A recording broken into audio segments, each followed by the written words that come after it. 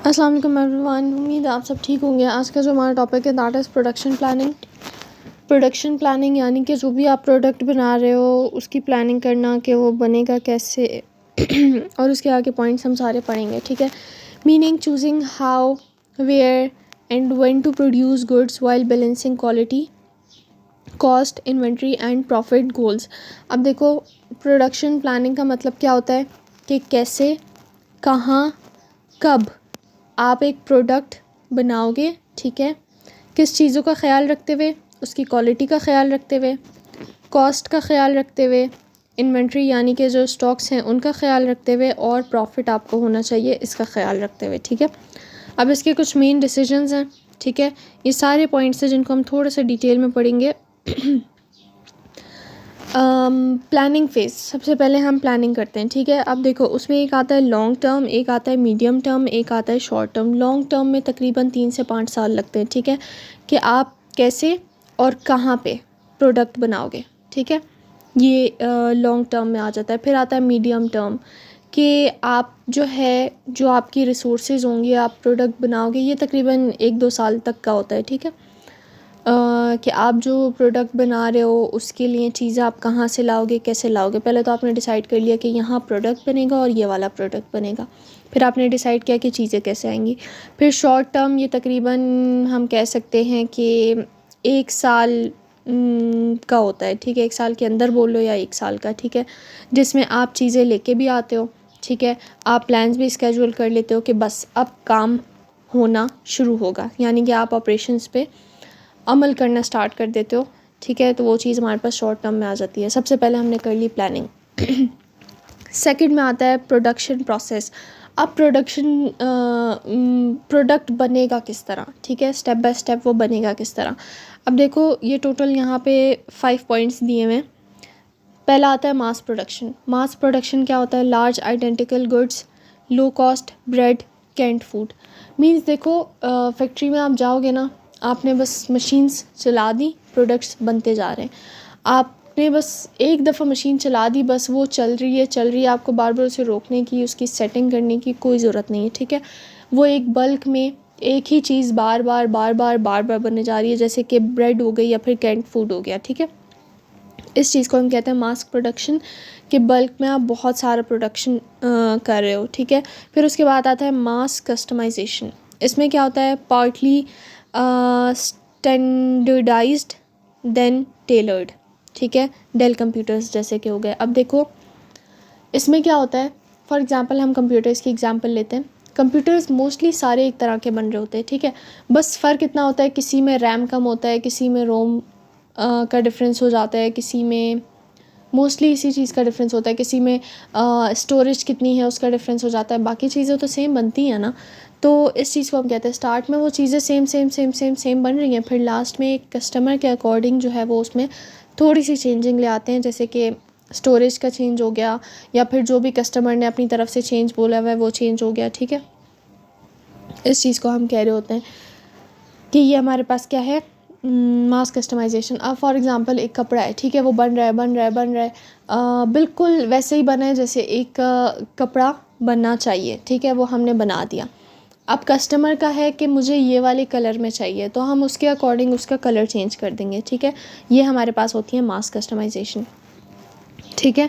फिर उसके बाद है कि आप आधी चीज़ बनाते हो और उसको फिर कस्टमर के अकॉर्डिंग कंप्लीट करते हो। फिर customisation, unique one at a time goods, houses, job, shops. अब देखो, ये क्या होता है कि ये एक टाइम पे एक प्रोडक्ट बनता है, इसको हम कहते हैं कस्टमाइजेशन। यानी ये कस्टमर के अकॉर्डिंग होता है, पूरा स्टार्ट से लेके एंड तक, ठीक है। जैसे कि एक हाउस हो गया, हर किसी का हाउस सेम तो नहीं होता ना, हर किसी का अपना अपना अलग अलग डिफरेंट होता है, तो उसको हम कस्टमाइजेशन कहते हैं। या फिर शॉप्स हो गई।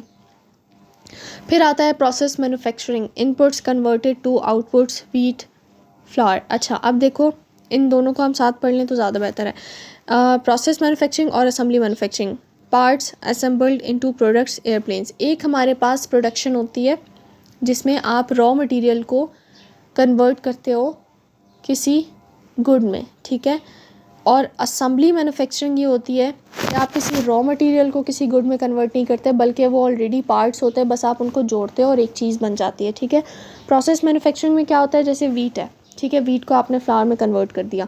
असेंबली मैन्युफैक्चरिंग में एयरप्लेन्स हैं, ठीक है, वो ऐसा नहीं होता कि अब हम उसके एक पार्ट को बना रहे हैं बैठ के, हमारा काम होता है सिर्फ उसके पार्ट्स लेके आना और एक एरोप्लेन बना देना, ठीक है, तो वो हमारे पास असेंबली मैन्युफैक्चरिंग में आती है। तो ये हमारे पास कुछ प्रोसेस होते हैं जो कि टोटल 5 थे, mass production, mass customisation, process manufacturing और असेंबली मैन्युफैक्चरिंग, ठीक है। फिर बात आती है टाइमिंग की कि टाइम हम कितना लेंगे। पहला है continuous process, long non stop runs, high volume, low variety, glass, paper. और दूसरा है intermittent process, short runs, low volume, high variety, job shops. अब इसमें देखो क्या होता है, इसमें ये होता है हमारा एक कंटिन्यू प्रोसेस चलता है, ठीक है, जो कि लॉन्ग है, नॉन स्टॉप है। अब उसमें क्या होता है कि क्वांटिटी ज़्यादा होती है, वैरायटी कम होती है। जैसे कि ऊपर हमने उसमें पढ़ा था ना मास प्रोडक्शन में, कि एक चीज़ है बस हमने मशीन्स खोल के रख दिया, अब वो चलती जा रही है, ठीक है, यानी कि कंटिन्यूस प्रोसेस, उसकी हमने कोई टाइमिंग नहीं रखी हुई, ठीक है। लेकिन इंटरमीडिएट प्रोसेस में क्या होता है कि शॉर्ट हम कभी हमने एक मशीन में थोड़ा सा काम होना है, उस मशीन में वो प्रोडक्ट डाल दिया, ठीक है, अब उसका थोड़ा सा काम हो गया, अब हम दूसरी मशीन में डालेंगे, उस मतलब पहली मशीन को हमने स्टॉप कर दिया, दूसरी मशीन को हम स्टार्ट कर रहे हैं, ठीक है।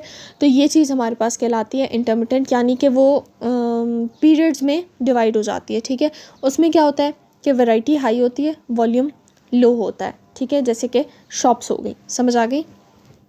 फिर उसके बाद है फोर्थ में लोकेशन ऑफ फैसिलिटी, यानी कि हम बिल्डिंग की लोकेशन देखेंगे, जिसमें क्या है access to materials, equipment and labour, proximity to customers, competitors, industrial zones offering resources और टैक्स एडवांटेज। पहली चीज़ हम देखते हैं एक्सेस टू मटेरियल्स, यानी कि मटेरियल्स उस जगह पे हम लेंगे, अपनी बिल्डिंग हम उस जगह पे बनाएंगे जहाँ पे हमें मटेरियल्स आसानी से मिल जाएं, इक्विपमेंट्स मिल जाएं, हमें वर्कर्स आसानी से मिल जाएं। फिर हम ये देखेंगे कि हमारे जो कस्टमर्स हैं वो हमारे पास आ सके, हम ऐसी जगह पे बिल्डिंग लेंगे, ठीक है। यानी कि देखा होगा शॉपिंग मॉल्स ऐसा नहीं होता अंदर गलियों में बने हुए हैं, ठीक है, वो एक मेन रोड पे बने हुए होते हैं ताकि कस्टमर्स उनके पास आएँ। इसी तरीके से कॉम्पिटिटर्स भी ना पास होना लाजमी होता है, इस वजह से क्योंकि उनका पता चलता है कि वो कितनी सेल कर रहे हैं, ठीक है, उसके अलावा मार्केट में प्राइस क्या चल रहे हैं, उनकी कितनी रन कर रही है, हमारी कितनी रन कर रही है, तो एक तरीके से ये भी आइडिया रहता है, तो ठीक है। तो ऐसी जगह पे लेना चाहिए जहाँ पे कस्टमर्स भी पास हो और कॉम्पिटिटर्स भी।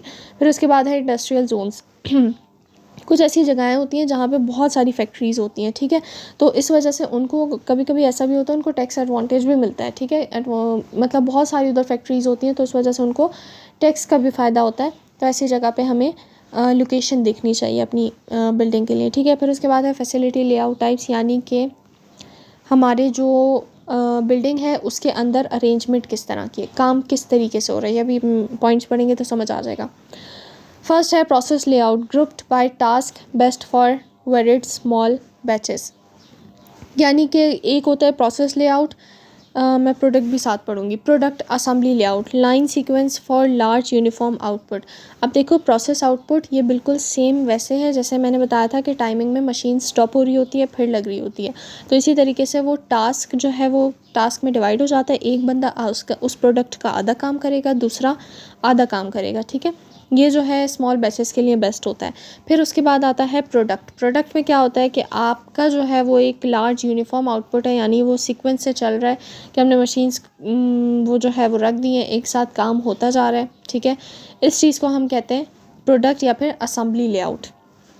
Process layout step by step, इसको मैं अगर इसकी मीनिंग ऐसे लिख दूँ ना तो ऐसे ज़्यादा इजीली याद रहेगा। प्रोसेस मीन्स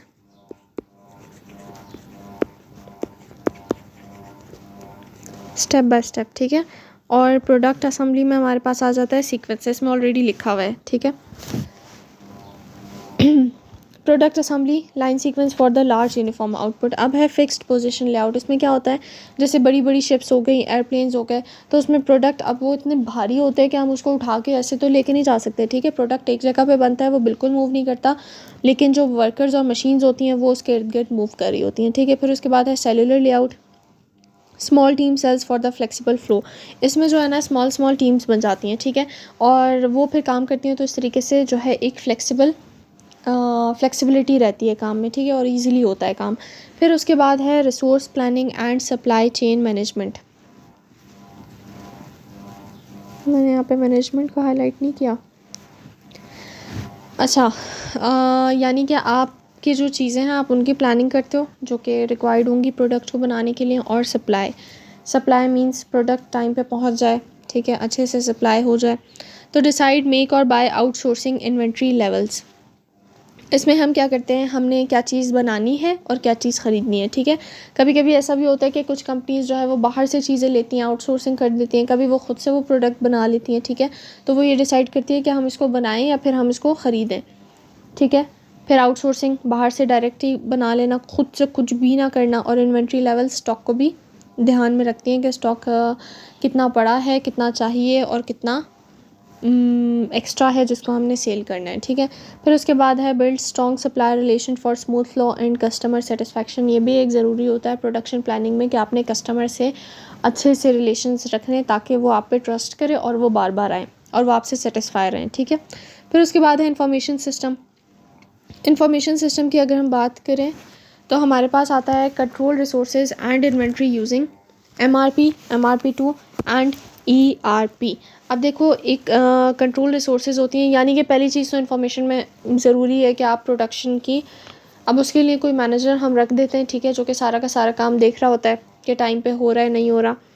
अब एक हमारे पास होता है मटेरियल रिक्वायरमेंट प्लानिंग, ठीक है, यानी कि ये जो MRP लिखा है ना यहाँ पे, ये है मटेरियल रिक्वायरमेंट प्लानिंग, यानी कि हम स्टॉक की प्लानिंग कर रहे होते हैं कि हमें कितना चाहिए और कितना नहीं। फिर एक एडवांस आता है MRP2 जिसे हम कह रहे होते हैं, ठीक है।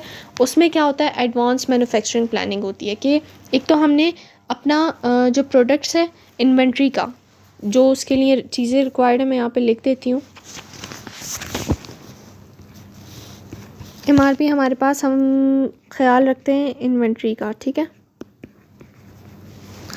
और दूसरी चीज़ हमारे पास है MRP2 जिसमें हम एडवांस लेवल पे जाते हैं और फिर हम मैन्युफैक्चरिंग को देख रहे होते हैं, ठीक है।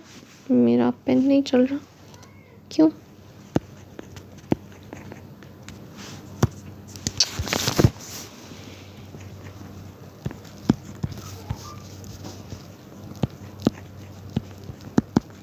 ठीक है, हम मैन्युफैक्चरिंग को देख रहे होते हैं। फिर लास्ट में हमारे पास आता है ERP जो कि होता है इंटरप्राइज रिसोर्स प्लानिंग, यानी कि हम पूरी कंपनी को इसमें देख रहे होते हैं। पहले हमने सिर्फ रॉ मटेरियल्स को देखा, फिर हमने एक तरीके से फुल फैक्ट्री को देखा, ठीक है, जिसमें मैन्युफैक्चरिंग हो रही है। फिर हम कह सकते हैं कि हमने पूरी कंपनी को देखा। तो अगर मैं इसका शॉर्ट से कंट्रोल इस तरह लिखूँ ना कि इन्फॉर्मेशन हमें पहले किस चीज़ की, यहाँ पे जगह भी तो नहीं है, किस चीज़ की चाहिए, तो देखो ERP हमारे पास पहले आ गया रॉ मटेरियल, ठीक है। मेरा पेन नहीं चल रहा, मैं क्या करूँ। हमारे पास पहले आ गया रॉ मटेरियल जो कि जस्ट है ERP। फिर उसको हम फर्दर लेके गए किसके पास, फुल फैक्ट्री के पास, यानी कि हम फिर फुल फैक्ट्री में मैन्युफैक्चरिंग का ख्याल कर रहे होते हैं, जो कि हमारे पास है ERP2। मेरा पेन बहुत मुश्किल से चल रहा है तो राइटिंग को इतना फोकस ना रखना, ठीक है। फिर उसके बाद हमारे पास है ERP जिसमें हमारे पास क्या आता है, इंटरप्राइज रिसोर्स प्लानिंग, जिसमें हम देख रहे होते हैं होल कंपनी, पूरी कंपनी पे फोकस होता है हमारा, ठीक है। तो ये है हमारे पास कि पहले हम रॉ मटेरियल की इन्फॉर्मेशन लेते हैं, फिर हम फुल फैक्ट्री की लेते हैं और फिर हम पूरी कंपनी की इन्फॉर्मेशन लेते हैं, ठीक है। सो ये सारा का सारा जो है हमारे पास है प्रोडक्शन प्लानिंग, ठीक है, जिसमें ये सारे पॉइंट्स थे जो कि हमें लाजमी कवर करने होते हैं। इनमें से एक भी मतलब हम छोड़ देना तो हमें समझो एक तरीके से लॉस उठाना पड़ता है, ठीक है। अब ये कुछ एग्ज़ाम पॉइंट्स हैं, मैंने ऊपर जो पूरा पढ़ा है ना उसकी जगह ये उनको समझो, लेकिन इनको याद रख लोगे ना तो पूरा टॉपिक याद रहेगा, ठीक है, और पूरा टॉपिक समझ भी आ जाएगा। पहले हमने देखा 3 प्लानिंग फेजेस जिसमें हमारे पास आए लॉन्ग, मीडियम और शॉर्ट टर्म। सेकंड में हमने देखा प्रोडक्शन प्रोसेस, जिसमें प्रोडक्शन प्रोसेस में किस किस टाइप के थे, मास कस्टमाइजेशन और असेंबली और उसको भी याद रख लेना प्रोसेस को, ठीक है। फिर थर्ड में आता है टाइमिंग। टाइमिंग में कौन कौन से हमने देखे, कंटिन्यूस वर्सेस इंटरमिटेंट। कंटिन्यूस कौन से, जो कि कंटिन्यू थे, इंटरमिटेंट जो कि स्टेप बाय स्टेप चल रहे थे। फिर फिफ्थ अच्छा ये मैंने 4 लिखना था, ये मैंने 5th लिख दिया है, तो खैर इग्नोर करना। अच्छा फिर है 4 फैसिलिटी लेआउट्स, ठीक है, यानी कि हम देख रहे होते हैं कि हमारी कंपनी की अरेंजमेंट किस तरह होगी, नहीं बल्कि मैंने लोकेशन छोड़ दी है। 4th यहाँ पे जो है ना लोकेशन है, मैंने यहाँ पे लोकेशन पॉइंट छोड़ दिया है। 4th हमारे पास है, हम लोकेशन को देखते हैं। लोकेशन में हम किस चीज़ की फिक्र कर रहे होते हैं, मटेरियल, मेरा पेन नहीं चल रहा सही, ठीक है, एक हम मटेरियल की फ़िक्र करते हैं, ठीक है। एक हमारे पास आता है कस्टमर्स की फ़िक्र करते हैं हम, कि हमें ये इजीली अवेलेबल हो, हमारे पास इक्विपमेंट्स उसका हम ख्याल रख रहे होते हैं, ठीक है। उसके अलावा हम देखते हैं कि इंडस्ट्रियल जोन्स की तरफ हम अगर लें तो हमें टैक्स बेनिफिट भी मिलता है, ठीक है।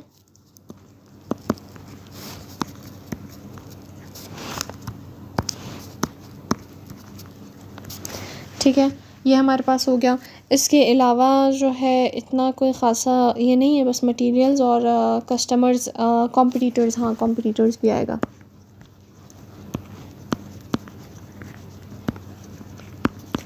माज़रत मैंने छोड़ दी, मैंने जल्दी में नोट्स बनाए थे तो ये रह गया।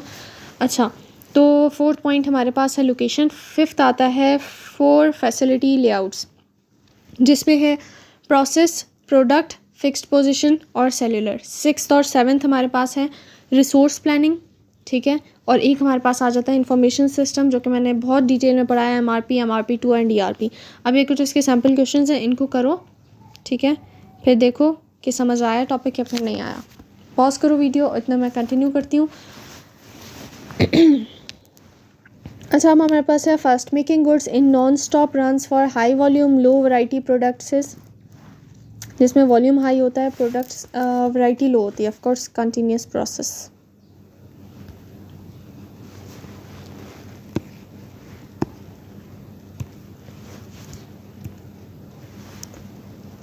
अच्छा फिर है Dell's build to order model is an example of, ये अभी ऊपर पढ़ा था, किसकी एग्जाम्पल थी, मास कस्टमाइजेशन की। फिर उसके बाद है the layout where the production stage and workers move, production एक जगह रहे, फिक्स्ड।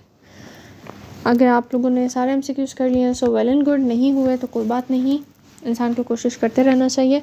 और आई होप कि आपको ये टॉपिक समझ आया होगा, और बाकी अपना ख्याल रखना। इंशाल्लाह नेक्स्ट वीडियो में मिलते हैं। अल्लाह हाफ़िज़।